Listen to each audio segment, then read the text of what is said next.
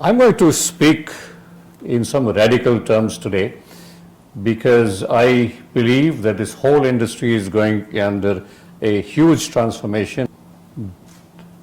This is a $7 trillion economy, which has been identified by Merrill in March.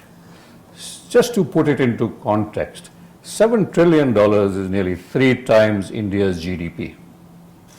It is more than half of China's GDP.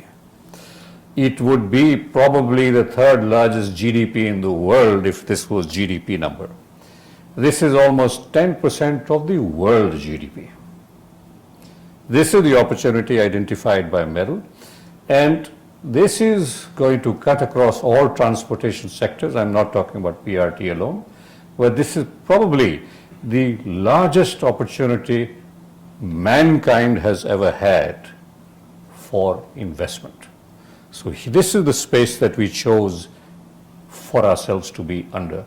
And despite the fact that it has taken many, many years, we are very, very glad that because this is not going to go out of fashion for a long, long time.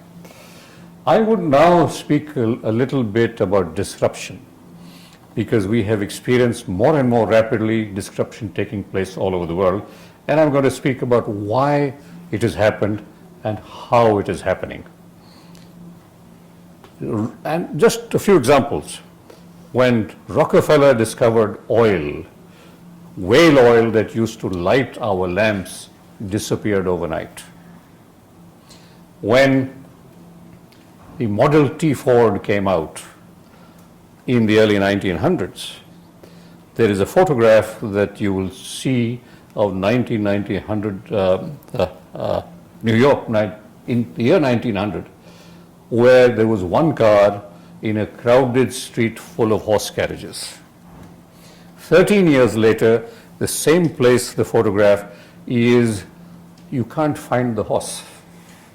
It is crowded with cars, the Model T Ford and others like it.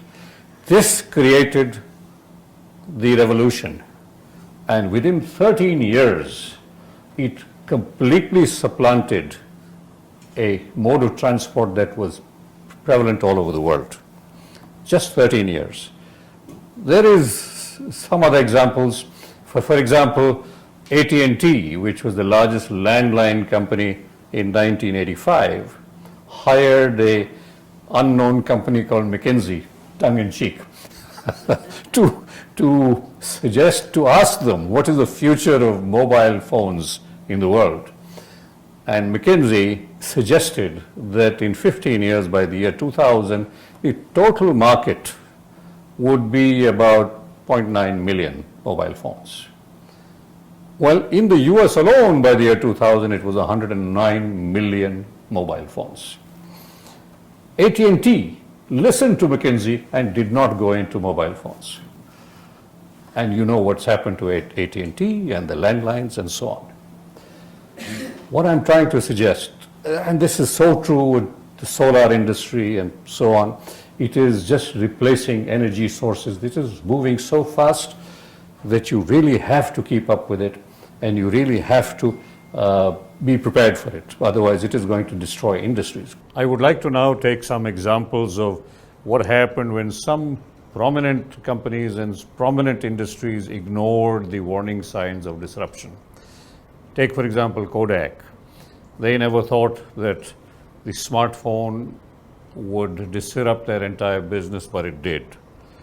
There are some other very interesting examples when the smartphone was made, I believe in 2005 or 2007, the Nokia felt that this was too expensive and that it was $700 or something like that it would be too expensive, so they ignored the smartphone. And now look what's happened to Nokia. Who uses Nokia anymore? So let's now talk about the car, about the Model T Ford, which caused the revolution in the 20th century.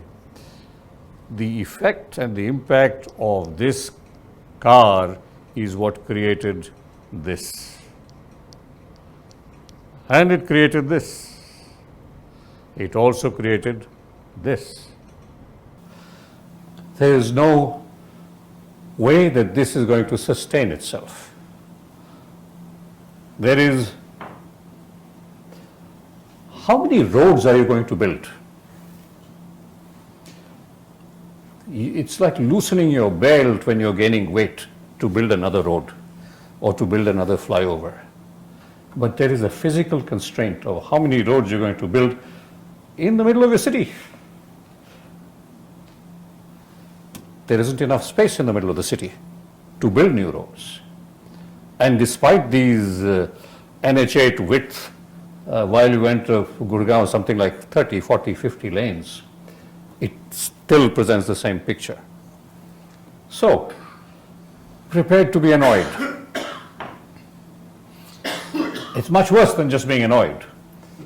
There is a lot more implications of what we are doing, of how we are spoiling our city fabric, spoiling our health, and all of that. So, much worse. I call this the anxiety of mobility. All of you came here in cars. Where are your cars at the moment? They're sitting in a car parking space. You're not using them. It is a wasted asset, but I'll come to that right now. 150,000 people died in road accidents last year in India, of which 17,000 were children. This is more than wars, terrorism, crime, everything put together. This is more than that.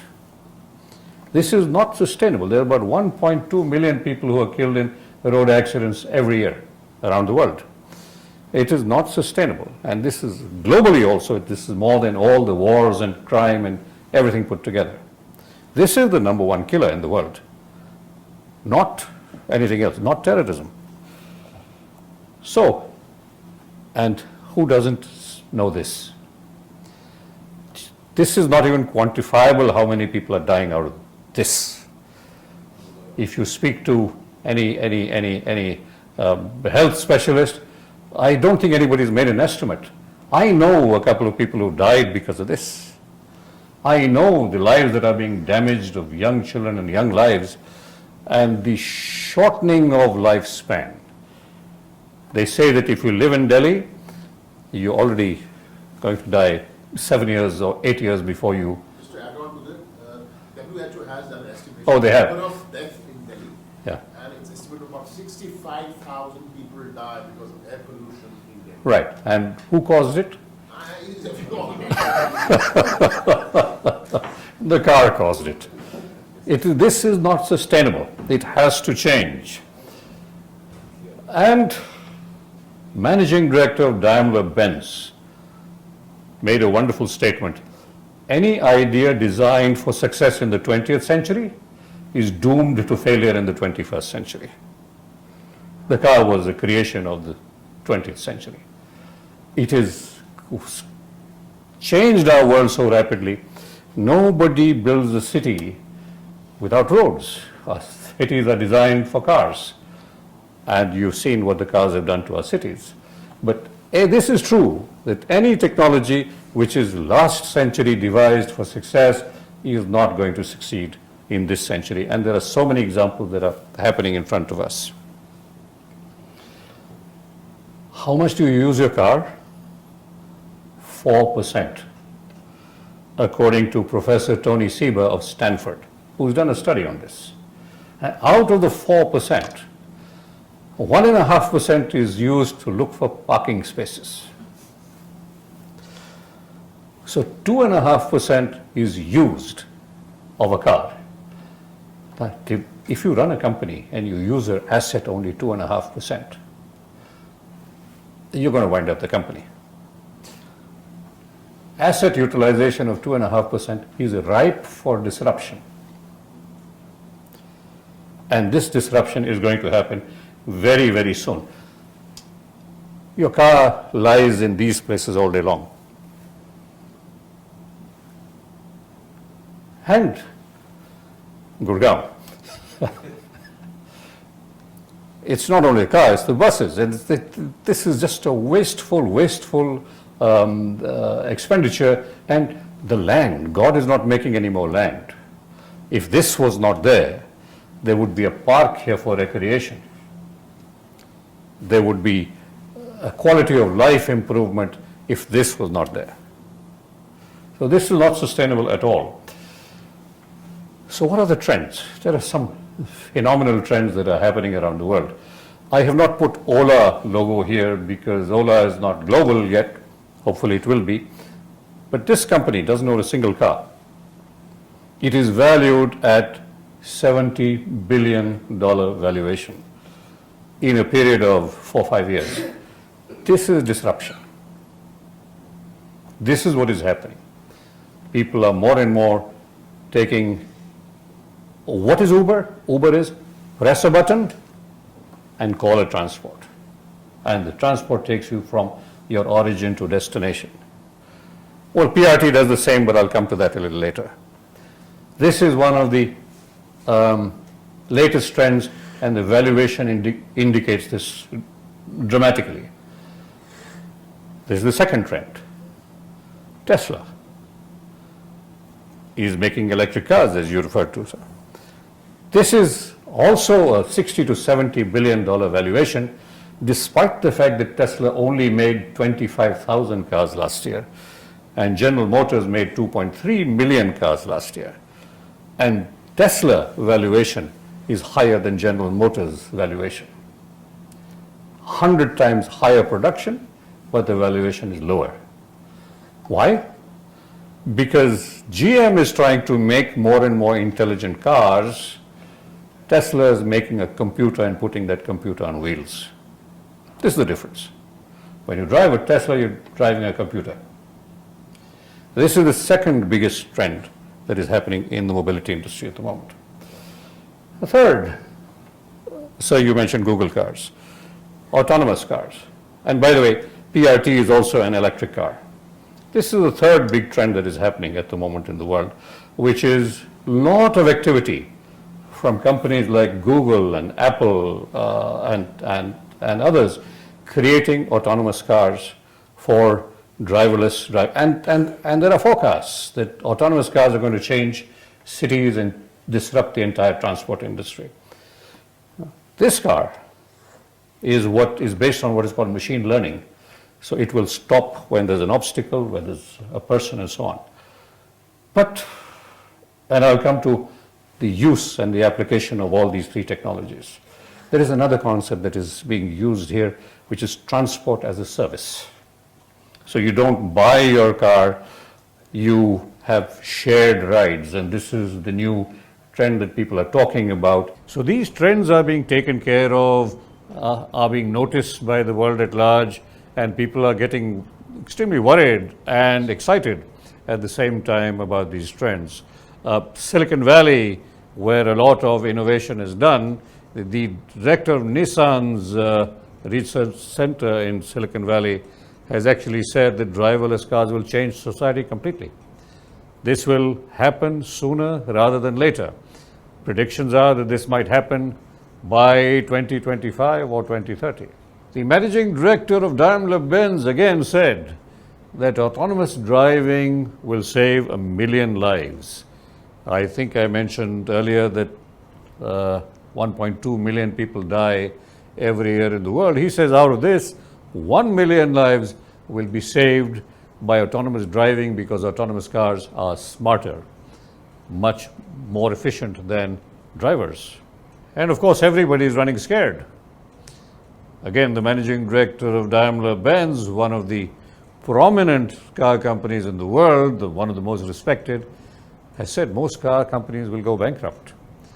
And people in Detroit and other major car manufacturing centers, employees are very scared about this trend. So all this is fine. You can put the electric car, you can do shared rides, you can do the autonomous car. Where will you put them? They still have to go through all the congestion issues.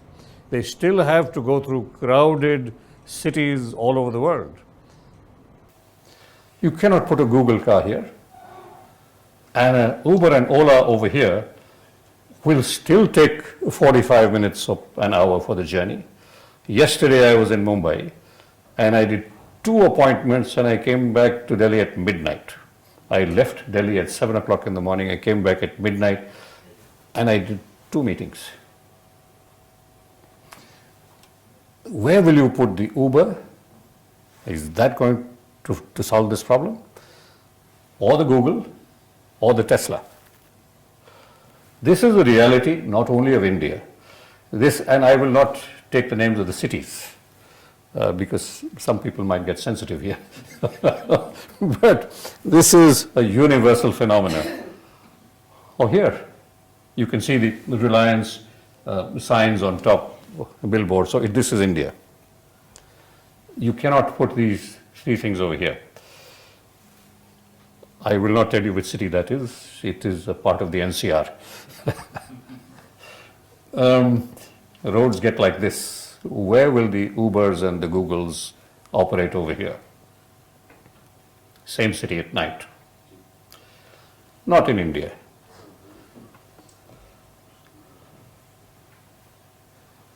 This is the reality of India.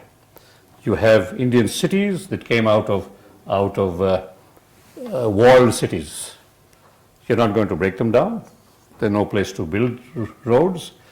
This is unsustainable. This is again not India. It's all over the world. So what do you need? We have got used to evolution. It doesn't work anymore. There has to be revolution. And this has been shown in so many cases in the mobile phone industry, most especially. Who uses landlines anymore? I have not used a landline in many years. This is what is happening to energy, this is what is happening to mobility, and this is what I predict is going to happen much faster than anybody realizes in the transportation sector as well. We do this. We accept the situation as it is in India, and we do this. We do not, we have a very civilized solution not to try and navigate through the chaos on the road.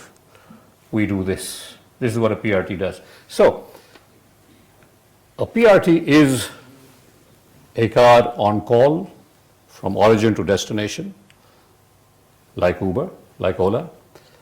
PRT is an electric car like Tesla and so many others are trying to do.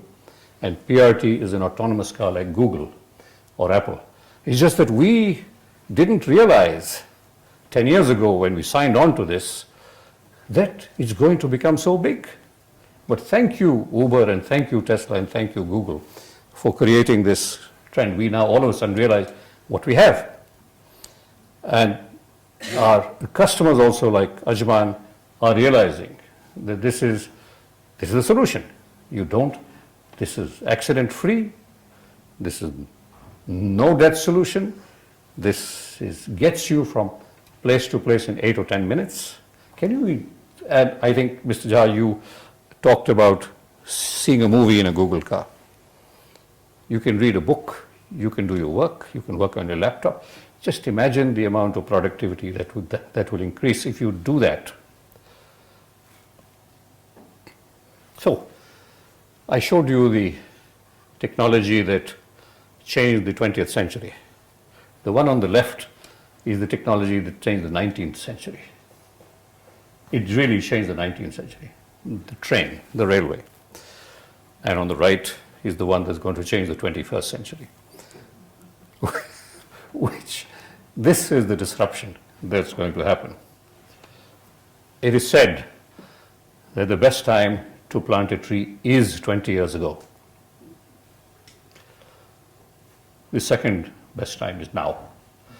Because anything that you invest now in transportation, you are locked in for 40, 50, 80 years.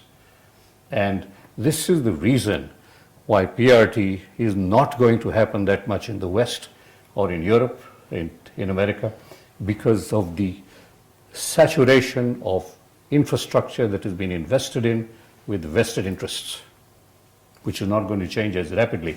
But we in India, who have built only 10% of this country and are on this fantastic journey to build the rest, we have this leapfrog ability, a in technology to go ahead and create something for the future that will change our entire country, our environment. This is, ladies and gentlemen, what we need to do. And this is the Ajman project, which we have signed, and very excited for this. And this is going to be a showcase in the Middle East, and very soon in India. We have some cities which are procuring PRT already under bids, and so this year hopefully there will be one or two more cities that we will close for PRT. And once this happens, and like what happened in the metro system, every city wants it, hopefully this will happen in India as well, and every city is going to. And the Niti Aayog in January this year said that PRT is applicable for all Indian cities in an official statement. So the official acceptance is now coming in the year 2000. That concludes it, and we should now get into a discussion.